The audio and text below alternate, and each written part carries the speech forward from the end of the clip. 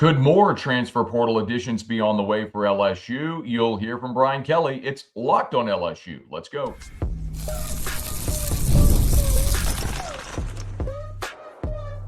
You are Locked on LSU, your daily podcast on the LSU Tigers. Part of the Locked On Podcast Network, your team every day.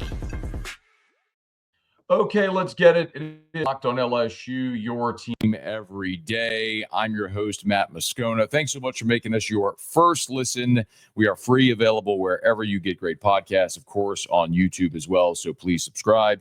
As always, one of the fastest ways to help us grow is by leaving your comments below. Today's episode is brought to you by FanDuel. Super Bowl 59 is here, and there is no better way to make every play more exciting than with FanDuel Sportsbook. New customers can bet just $5, and if you win, you'll score $200 in bonus bets. Download the app or head to FanDuel.com to get started. Brian Kelly, when he met with reporters earlier this week, we talked a lot about his comments regarding Greg Brooks, but there was a ton of other ground that Brian Kelly covered in addition to NIL, the transfer portal, and the Greg Brooks situation, some on-field stuff. And that's going to be the focus of today's episode. But I did want to start with a question Brian Kelly was asked with relation to the portal and whether or not they're done in the portal. Now, remember, a year ago, when LSU came out of the December portal window, they went into spring football knowing they were going to have some deficiencies. And after the spring game, Brian Kelly did not mince his words. He said defensive tackle is a must. That was his words, must, that they had to go at a defensive tackle coming out of spring. They also needed a punter. Remember, after the spring game, Brian Kelly didn't mince his words and said they hoped that Peyton Todd had really put a stranglehold on the job. He wasn't consistent enough. So, of course, they went and added Blake Oxendorf from Louisiana Tech. So with that in mind, Brian Kelly was asked, what about the transfer portal for this coming spring cycle? Of course, LSU added double-digit players in the 16 players in this December portal window. The roster looks like it's set, but could you be in the market for more players in the spring? Here was Brian Kelly. I think we go into this next portal window with no expectations of we need to get somebody out of the spring portal. It would have to be something that just was a right fit for us. So we don't go into the second portal with any expectations like we had going into the December portal. I think we go into this next portal. So he said like the December portal, where they certainly had needs that they had to address. Like tight end was an absolute no question. You had to go get a tight end. They ended up getting two. I mean, you lost Mason Taylor. You had transfers out of the program. I mean, you had no option. The only tight end you had coming back was Trey Green, and you had J.D. LaFleur coming in. So they had to go get help at tight end. They did. You lost your top three pass catchers. They needed receiver help. They went and got it with Barry and Brown, with Nick Anderson. So there were spots where they had to address. Defensive end, you lost your top two guys. You only had young and experienced. They went and added three veteran defensive ends. Those were absolute positions you had to go address, and they did. I will point out one position, though, that I think they should be looking out for, and it's on the offensive line, in particular, a tackle. We know you're losing Emory Jones and Will Campbell. So you're losing your two starting tackles. Now, remember, in the bowl game, you also had Miles Frazier kick out and play tackle, who was really a career guard at LSU. Now, Frazier played left tackle at FIU before he transferred to LSU. So really, your top three tackles are gone. Now, Tyree Adams was your sixth offensive lineman last year. He could play anywhere, and he played left tackle in the bowl game, and he very likely could be a plug-and-play guy this year. But you went and added Braylon Moore, who's a center, and you added Josh Thompson from Northwestern. Now, remember, 2 seasons ago, Josh Thompson played right tackle.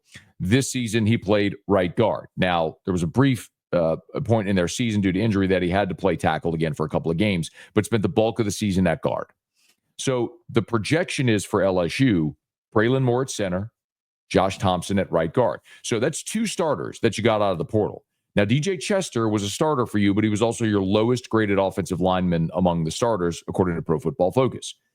bringing in Braylon Moore allows Chester to kick to his more natural position at guard. So I could see a world where Braylon Moore is your center, Josh Thompson is your right guard, and DJ Chester is your left guard. DJ Chester, Paul Mabenga probably battle that out at left guard.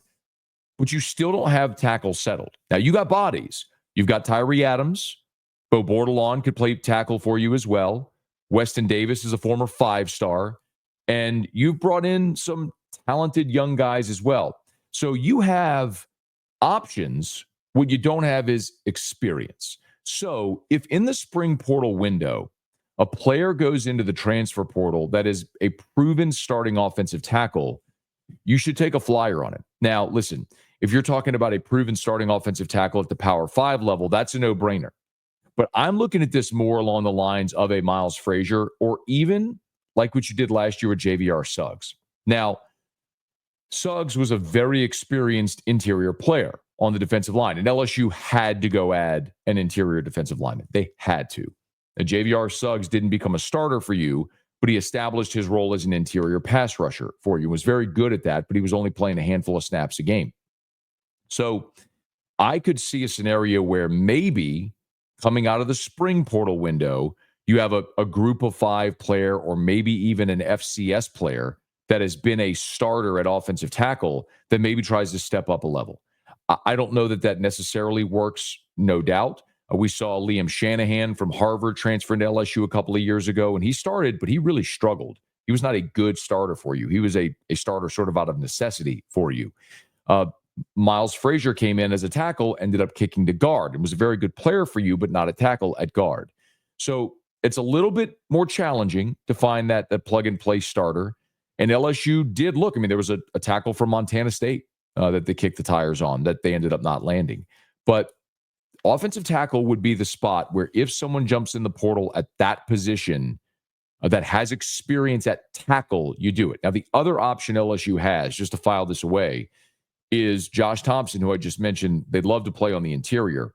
If they need him to, he could be a starting tackle for you. So if you end up struggling there, you could add a really veteran player with 4 years of experience at tackle, and he could play one of those tackle spots for you. So then your line could look like Braylon Moore at center, Chester Mabenga at guard, maybe Tyree Adams at left tackle, and Josh Thompson at right tackle. It could look that way.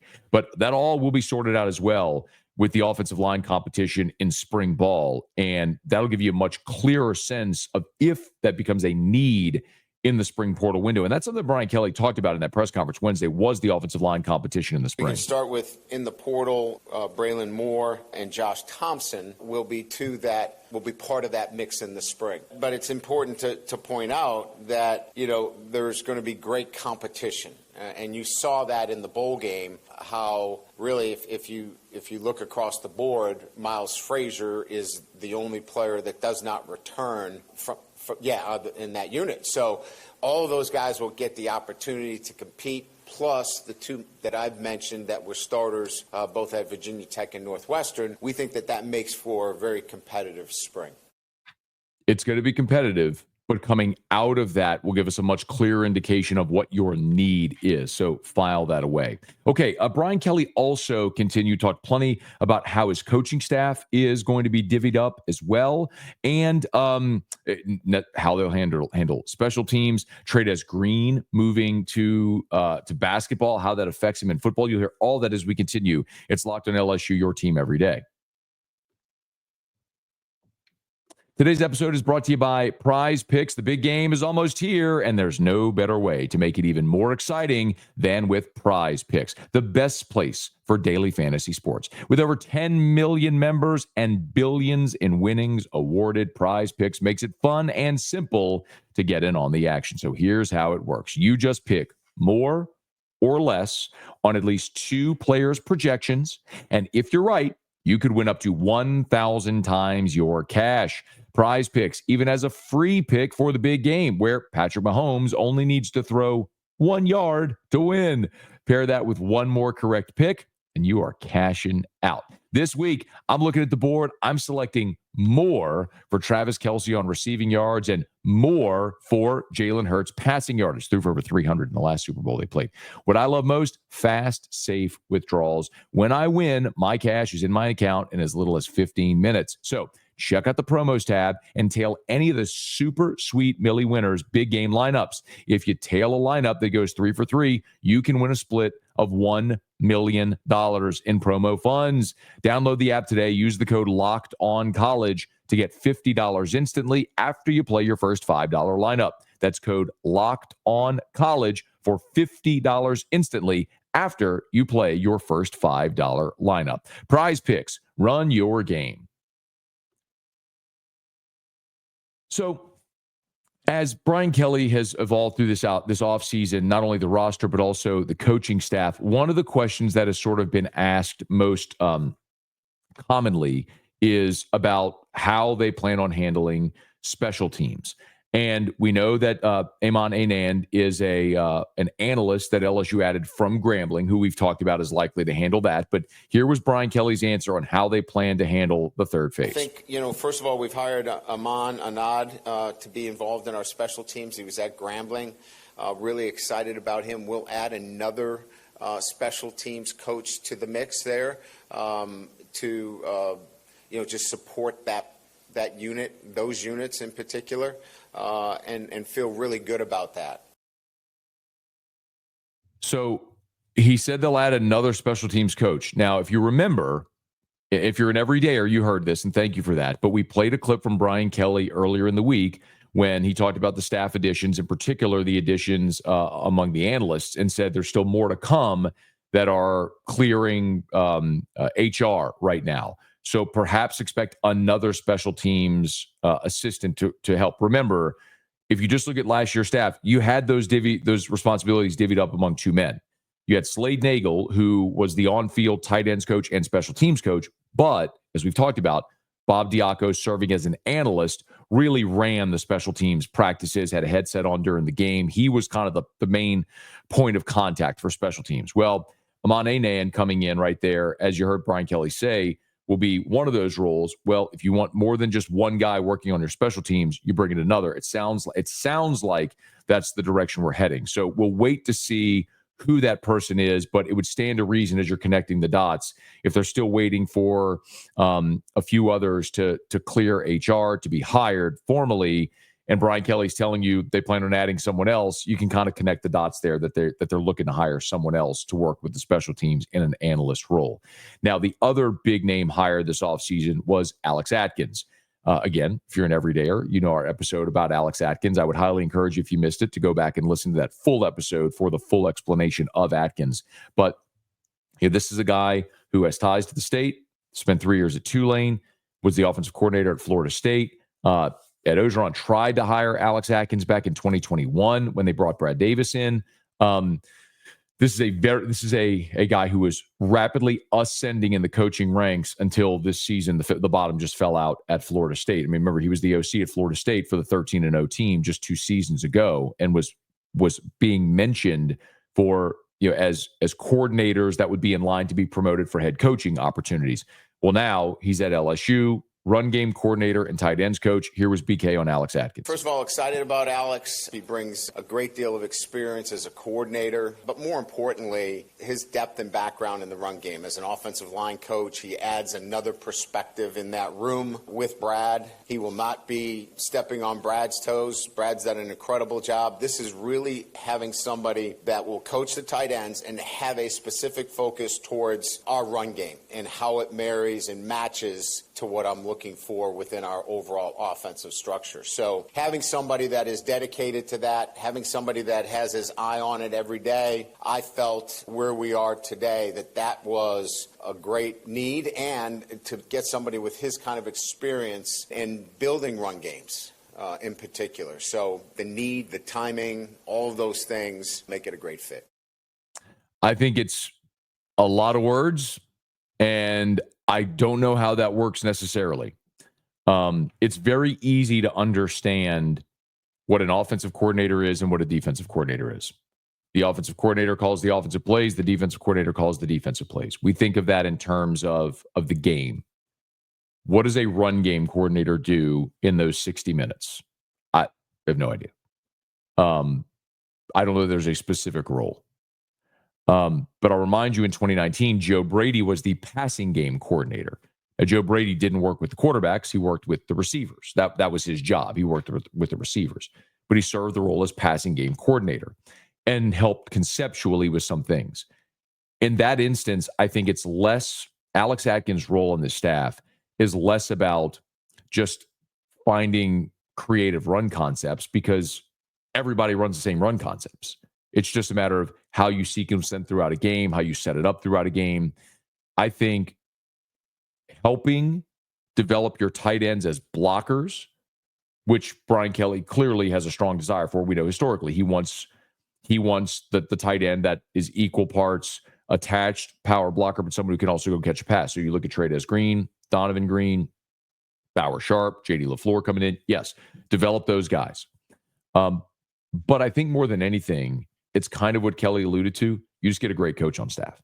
So when you're in game plan meetings, when you're putting a game plan together, when you're in game, another experienced set of eyeballs looking at the game through a different lens to maybe make suggestions, you added an extremely talented coach to your staff. Not much different than adding Lance Guidry, who's been a head coach, who's been a defensive coordinator 7 times.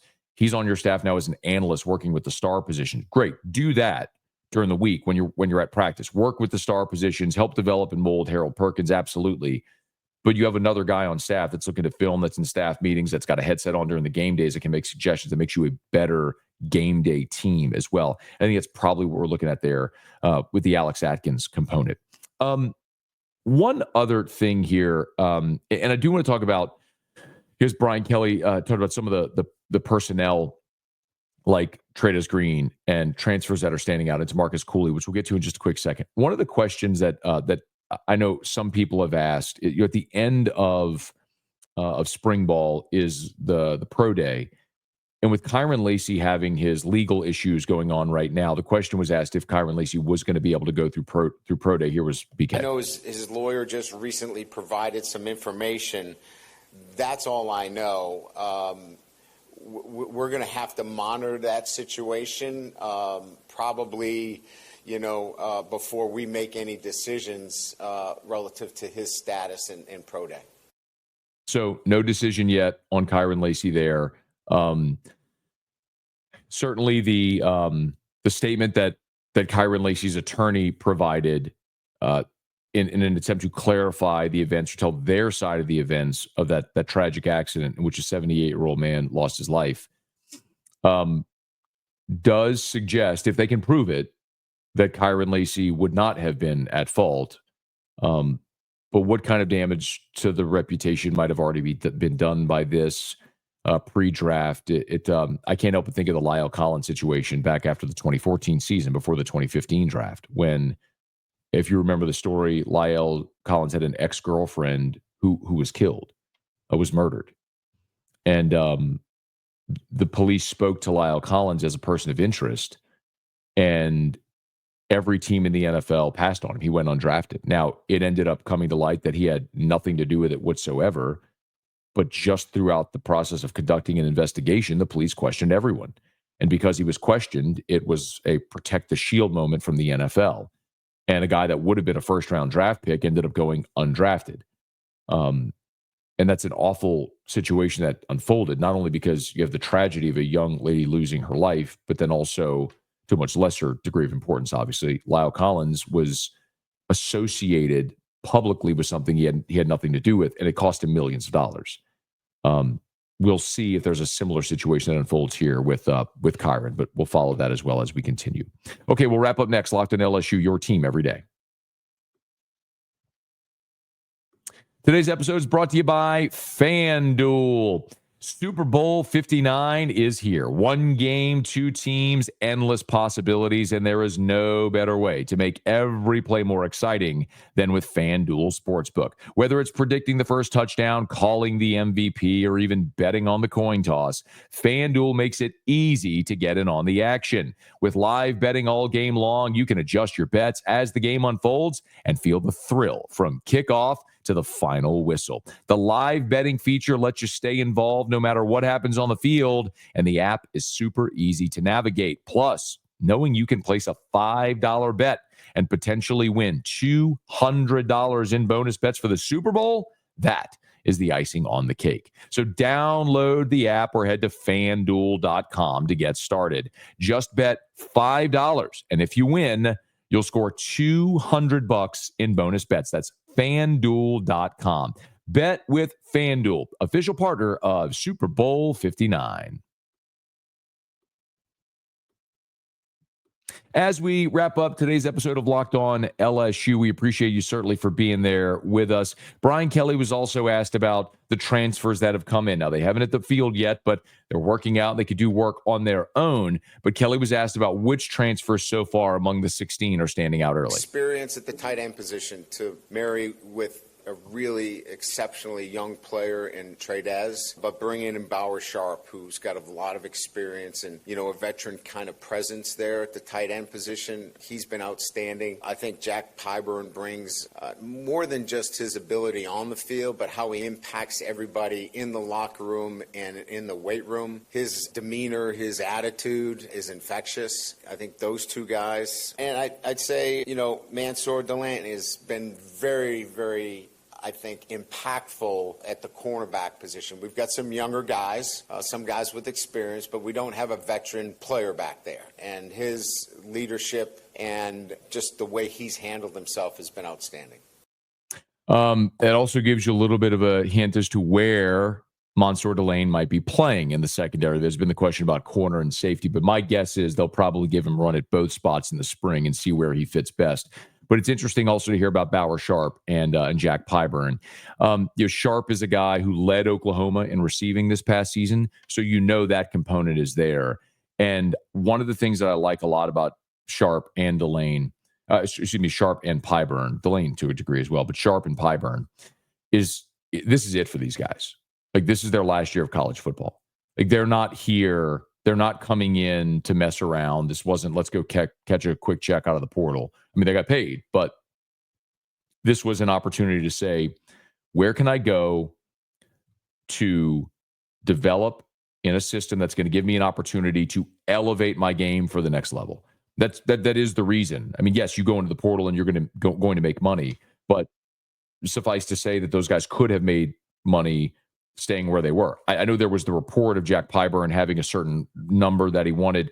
As it was explained to me, the number that Jack Pyburn got from LSU was actually less than the number that had been reported that he demanded from Florida. So while, yes, Jack Pyburn got paid, and that's incredible, good for him as a young person, like he told us here on the show when we talked to him, he was a very good run defending edge, but he wants to be an edge rusher, and he wants to go from being, as he put it, an average edge rusher, a good edge rusher, to an exceptional edge rusher. And you come to LSU, you work with Kevin Peoples, there's a vacancy at that spot. You have a chance to be on the field immediately and do that in this defense where Blake Baker likes to ratchet up pressure. Yes, you want those guys to be your immediate impact guys. So like to hear that about the guys that are standing out early. Now you heard Brian Kelly mention Mansour Delaney there, but the other player in the secondary outside of Jakeem Jackson at corner was Tamarcus Cooley at safety from NC State. And this was the last addition, and maybe, I don't want to say the most significant, but safety was the worst spot on your defense a year ago, and you got an impact player there. You're either trying to get a third corner on the field, or you're trying to get the next best safety on the field. depending on how you play that position. He can do both. So his versatility, his ability to play man, his ability to run down plays really stood out to us. And an experienced player at that position. We're not very experienced at that position. You know, going into camp, Juwan Johnson was a backup, and that's a true freshman. So having an experienced player at that position allows, again, and I think I said this earlier, allows Blake many more opportunities to do the things that he needs to do on defense. And remember, Juwan Johnson, who was a great running back in high school at LCA, Lafayette Christian, came to LSU. They were playing him in the secondary. And then when John Emery went down, they moved Juwan Johnson to running back, which is where he's sticking. But the point that Brian Kelly's making there is, you know, last year you had some veteran guys at the front with Jordan Gilbert and Sage Ryan and Major Burns. But after that, it was just nothing but youth. And now you've been able to supplement there with a guy that's got starting experience that can play both corner and safety, as he did at NC State. And prior to that at Maryland. So one more from Brian Kelly. And this one is one that I know a lot of LSU fans are keeping an eye on, both in two sports, which is Trey Green, who, of course, is now transitioned over to playing basketball. We have talked a little bit about the schedule. The basketball season, it will end at the SEC tournament about a week into spring football. So there's going to be a question about how quickly Trey Green can transition back to football and be in football shape. Here was Brian Kelly. We're excited about Trey, and this is something that he wanted to do. This is something his family and I talked about. And we talked about that this was going to be hard. You're playing in the SEC in both basketball and football. Yeah, he's probably lost a little bit of weight, but he's involved in our weight training. So he is training physically in the weight room with our guys. He is not tapped out of that, which obviously we're excited about. Running up and down the court from a cardiovascular standpoint is a little bit different than, cutting off the C gap. So I think from that perspective, we're fine because we're going to continue to train him. I can't help but think of players that were dominant in football and played basketball. A guy like Julius Peppers comes to mind. Now, Julius Peppers is a physical freak who he's in the Pro Football Hall of Fame. I mean, so I'm not trying to, I understand saying that. Yes, I'm comparing the two, but I think of Jimmy Graham at Miami, who was a basketball player who didn't start playing football until his third year in college, and ended up becoming a third-round pick of the Saints and then an All-Pro, and continued playing both. It is doable. And Trey Green, if he has the mindset to do it and commits himself physically, he can do it. I can't help but think, though, at some point in the not-too-distant future, he's going to have to pick.